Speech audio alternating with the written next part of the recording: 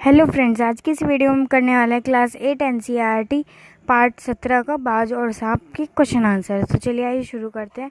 पहला क्वेश्चन हमारे ये है, घायल होने के बाद भी बाज ने यह क्यों कहा, मुझे कोई शिकायत नहीं है, विचार प्रकट कीजिए। हमें इसमें ये बताना है इसके उत्तर में कि घायल होने के बाद भी बाज ने ऐसा क्यों कहा कि मुझे कोई शिकायत नहीं है।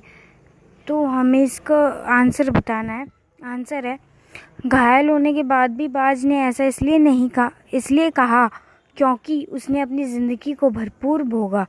वह असीम आकाश में जी भरकर उड़ान भर चुका था। जब तक उसके शरीर में ताकत रही तब तक ऐसा कोई सुख नहीं बचा जिसे उसने न भोगा हो। वह अपने जीवन से पूर्णतः संतुष्ट था।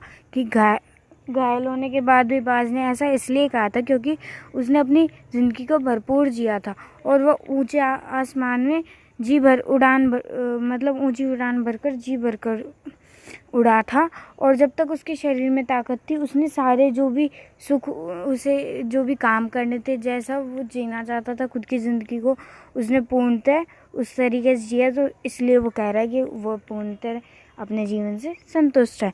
बाज जिंदगी भर आकाश में ही उड़ता रहा, फिर घायल होने के बाद भी वह उड़ना क्यों चाहता था। इसका उत्तर है कि बाज जिंदगी भर आकाश में उड़ता रहा, उसने आकाश की असीम ऊंचाइयों को अपने पंखों से नापा। बाज साहसी था, अतः कायर की मौत नहीं मरना चाहता था। वह अंतिम क्षण तक संघर्ष करना चाहता था। वह मरने से पहले अंतिम बार आकाश में उड़ लेना चाहता था, अतः उसने इसके लिए एक अंतिम प्रयास किया, भले ही वह असफल हो गया। एक और कारण यह भी है कि सांप इसके गुफा से भयानक दुर्गंध आ रहा था, जिससे उसका दम घुट रहा था।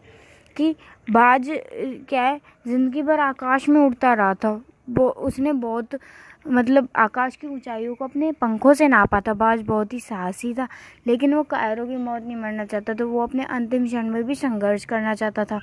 इसलिए उसने कहा कि मुझे अंतिम बार भी उड़ना है। वह उड़ना चाहता था अंतिम बार भी। फिर चाहे उसने प्रयास तो किया, चाहे वो सफल न हुआ हो, असफल हो गया हो, वो प्रयास पर उसने प्रयास तो किया।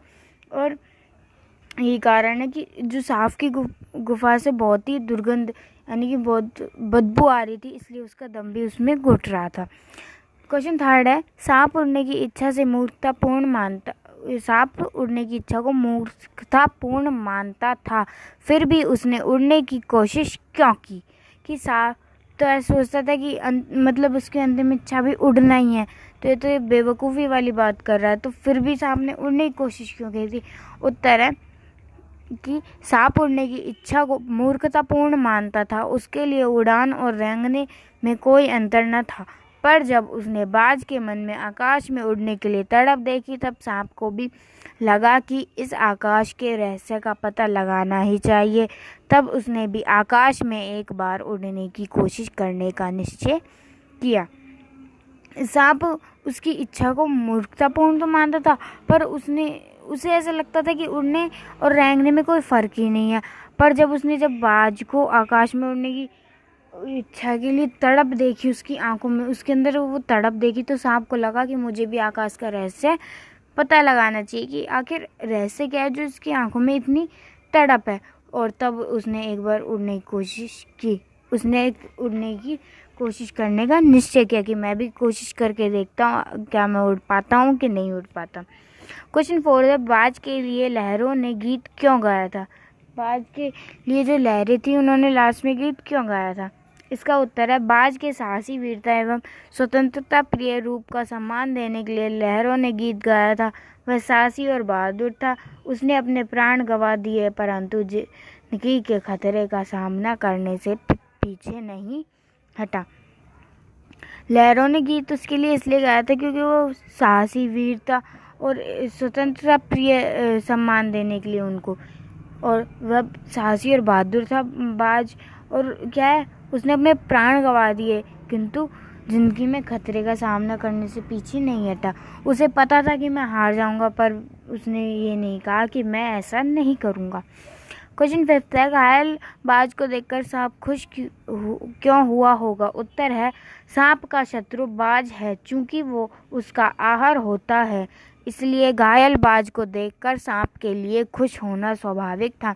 सांप का शत्रु कौन था? बाज था, और जो बाज होता है वो सांप का आहार बन जाता है फिर मरने के बाद, इसलिए घायल बाज को देखकर वो सांप जो है उसका खुश होना स्वाभाविक था।